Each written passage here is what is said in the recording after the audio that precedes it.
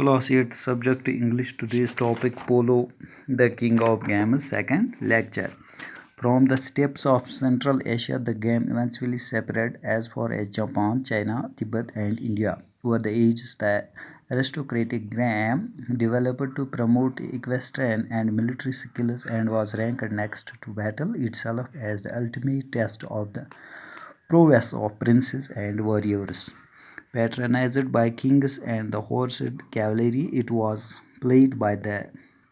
likes of Dars, Genghis Khan, and Alexander the Great. In India, polo was widely played in medieval times, as is evidenced from the fact that Sultan Qutbuddin Aibak, who built the Qutub Minar, died of a fatal accident while playing polo in Lahore. Under the Mughals, polo was the national sport of India until the end of the 16th century.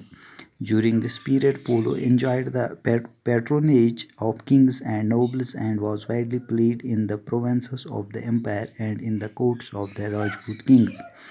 In the unsettled times of the 18th century, polo almost vanished from the Indian scene. However,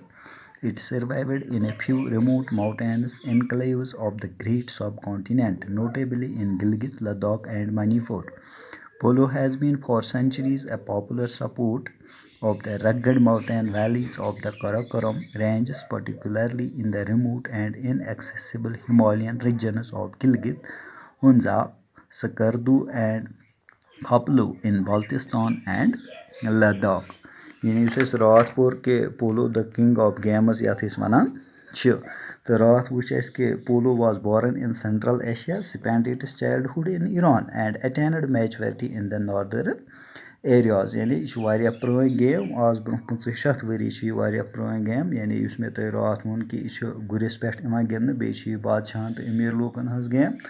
तो यह लोर सत गिंद तो यह लोर अत मज stick use गसान तथ मैलेट वन यह बनमि साइड बेंड कर यानी इत पे छतरी बुत फिरत अत मैलेट वनान तो रात वुच कि यह पोलो यह जाम यानी सेंट्रल एशिया मज तो चाइल्डहुड गुजर ईरानस मज तो मैच्योरिटी यानी बलूगत कर हासिल नॉर्दर्न एरियाज मज तो अम पत वो अजुक lecture from the steppes of central Asia यानी स्टेप्स वन घास मैदान यानी यम सेंट्रल एशिया घास मैदान अत हसा गई शुरू यह खेल तो आखिरकार हसा वोच अम पत Japan China Tibet and India यानी यमन कंट्रियन मज हसा फैलाय यह पोलो तो अत दौरान हसा मतलब मिलाव अत वारिया फरूक यानी अम सतन हसा ब्या चीज़ तो यह पोलो गेम यह हसा गुड़ सवारी यथ गुड़ सवार या फौजी महारत खतर यह यह गेम इस्तेमाल गसान तो अम सम परखान यानी फौजी ट्रेनिंग अत मज मिलान क्या तो patronized by the kings and the horse it was played by the यानी यह दौरान यानी Genghis Khan Alexander the great या दौरस यानी अत अहंदिस हम हसा यह गेम गिंदान तो अहंदिस दौरस मज यह पोलो गेम गिंदने यानी इंडिया मज हसा मीडिवल दौर यह तो हिस्ट्री कॉन्सेप्ट एंशेंट मेडिवल गो वस्ती दौर यथ वनान तो मेडिवल दौरस मज हसा हिंदुस्तान मज यह गेम गिंदने क्या अमिच एविडेंस अमिच मिसाल हसा मिलान सुल्तान कुतुबुद्दीन ऐबक सद यानी सुल्तान Qutubuddin बनोमुत Qutub Minar who built the Qutub Minar यानी अत ब्या चीज़ हेचान कि कुतुब मीनार कम बनोमुत सुल्तान कुतुबुद्दीन ऐबकन बनोमुत यह दपान यह सुल्तान कुतुबुद्दीन ऐबक यह हसा मोमुत अमी पोलो गेम गिंदने सत यानी लाहौरस मज तम पोलो गिंदान पोलो गेम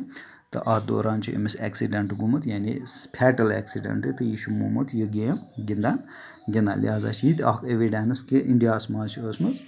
अत दौरान यह गेम गिंदने मीडिवल दौरस मज तो मुगल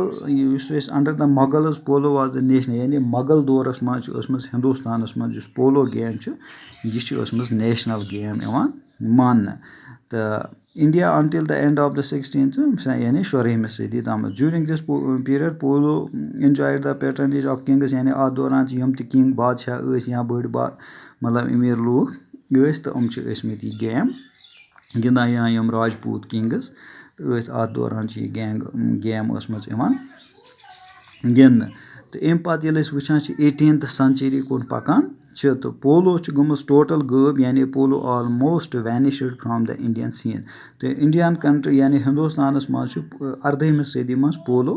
कंप्लीटली वैनिश गमस यानी गٲब गमस मगर however it survived in a कैंचन रिमोट माउंटेनन पे यानी रिमोट एरियान मज गिंदनहु यथ मज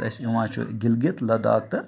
मणिपुर यानी अत दौरान 18वीं सदी मज रिमोट एरियान मज गिलगित लद्दाख तो मणिपुरस मज यह गेम गिंदनहु या माउंटेन वैली कह Karakoram ranges particularly in the remote and inaccessible Himalayan regions of Gilgit, Hunza, Skardu and Haplu in Baltistan and Ladakh यानी यम कह जाय बाल्तिस्तान तो लद्दाखस मज कह जाय उमन जायन यह गेम गिंदनहु नत ऑलमोस्ट 18वीं सदी मज वैनिश गमस थैंक्स